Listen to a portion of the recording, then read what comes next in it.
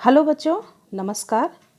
आज के इस वीडियो में मैं वर्ग 9वीं की अध्याय 4 सामले सपनों की याद पढ़ाने वाली हूँ, जो क्षितिज भाग 1 से ली गई है, जो एक संस्मरण के रूप में है।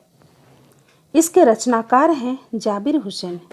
इस संस्मरण में लेखक ने प्रसिद्ध पक्षी वैज्ञानिक सालिम अली के जीवन का संक्षिप्त चित्रण किया है। तो बच्चों, इसको पढ़ाने से पहले जाबिर जी का लेखक परिचय बताती हूँ, जिसे जानना अति आवश्यक है। लेखक परिचय। जाबिर हुसैन जी का जन्म सन 1945 में गांव नौनही, जो राजगीर में है, जिला नालंदा, बिहार में हुआ। वे अंग्रेजी भाषा एवं साहित्य के प्राध्यापक रहे। सक्रिय राजनीति में भाग लेते हुए 1977 में मुंगेर से बिहार विधानसभा के सदस्य निर्वाचित हुए और मंत्री बने। सन 1995 से बिहार विधान परिषद के सभापति हैं। जाबिर हुसैन जी हिंदी, उर्दू तथा अंग्रेजी तीनों भाषाओं में समान अधिकार के साथ लेखन करते रहे हैं।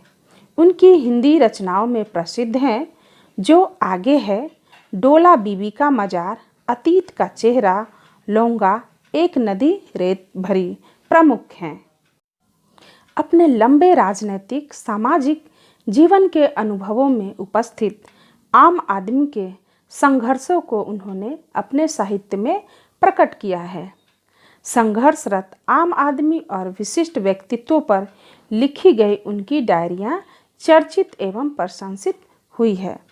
जाबिर हुसैन ने डायरी विधा में एक अभिनव प्रयोग किया है, जो अपनी प्रस्तुति शैली और शिल्प में नवीन है। पाठ प्रवेश। प्रस्तुत पाठ जून 1987 में प्रसिद्ध पक्षी वैज्ञानिक सालिम अली के मृत्यु के तुरंत बाद डायरी शैली में लिखा गया संस्मरण है। सालिम अली की मृत्यु से उत्पन्न दुख और अवसाद को लेखक ने सामले सपनों की याद के रूप में व्यक्त किया है। सालिम अली का स्मरण करते हुए लेखक ने उनका व्यक्ति चित्र प्रस्तुत किया है। यहाँ भाषा की रवानी और अभिव्यक्ति की शैली दिल को छूती है। पाठ का सार इस तरह से है। सामले सपनों की याद पाठ में एक व्यक्ति का चित्र खींचा गया है, अतः यह एक व्यक्ति चित्र है। लेखक कहते हैं कि सुनहरे रंग के पक्षियों के पंखों पर सामले सपनों का एक हुजूम सवार होकर मौत की खामोश वादी की तरफ चला जा रहा है। उस झुंड में सबसे आगे सालिम अली चल रहे हैं। वे सैलानियों की तरह एक अंतहीन यात्रा की ओर चल पड़े हैं।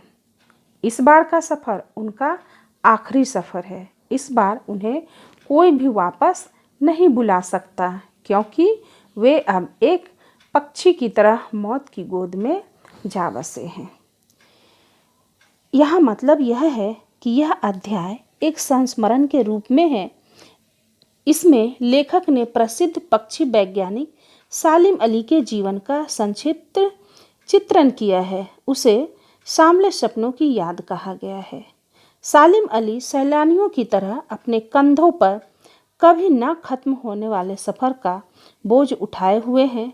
जिस प्रकार कोई पक्षी मरने के बाद फिर से लौटकर नहीं आता, वैसे ही सालिम अली भी लौटकर नहीं आएंगे।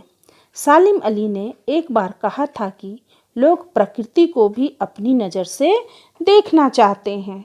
इस तरह से यह पाठ का सार है। अब हम पाठ को विस्तार से पढ़ेंगे, जो आगे है। अनुभव की ऐसी ऊंची नीची जमीन पर जन्मे मिथक का नाम सालिम अली है। इस पाठ में कृष्ण और वृंदावन के बारे में भी चर्चा की गई है। कहा गया है, यह तो पता नहीं कि कब इतिहास के कृष्ण ने वृंदावन में अपनी रासलीला रची थी, किंतु आज भी वहां जाने पर वहां की नदी का सांवला पानी उस पूरे घटनाक्रम की याद दिला देता है।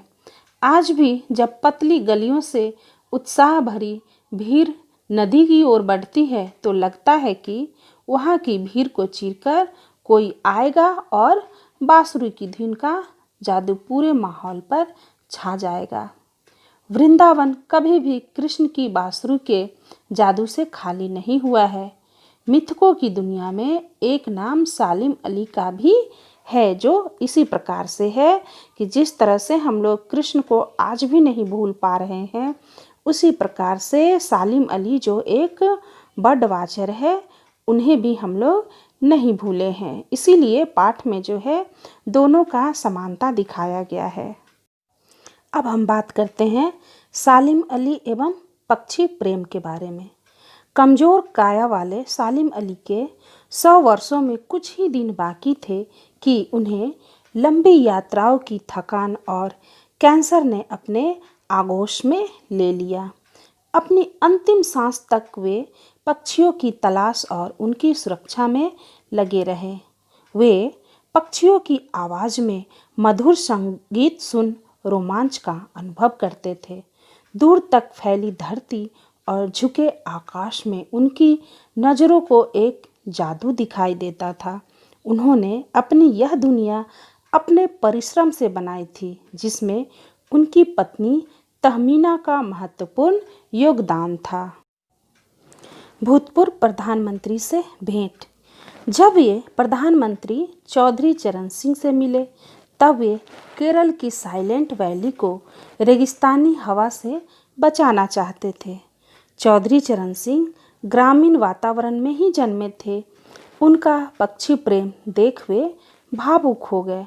आज दोनों ही इस दुनिया में नहीं है। लेखक को लगता है कि कलरव करते पक्षियों की चिंता अब कौन करेगा। बचपन में गलती से सालिम अली के हाथों एक गौरैया घायल हो गई थी। उस दिन से वे न केवल पक्षियों की खोज में रुचि लेने लगे, अपितु प्रकृति के रहस्यों को जानने के क्षेत्र में भी वे एक से एक बुलंदियों को छूने लगे और स्वयं प्रकृति के प्रतिरूप के रूप में पहचाने जाने लगे। सालिम अली प्रकृति की दुनिया में एक टापू की बजाय समुद्र बनकर उभरे थे। इसलिए वे गले में दूरबीन लटकाए यहाँ वहाँ खोजपूर्ण तथ्यों को खोजते निरंतर भ्रमण करते रहें। जटिल जीवधारियों के लिए सालिम अली सदा एक पहेली बने रहेंगे।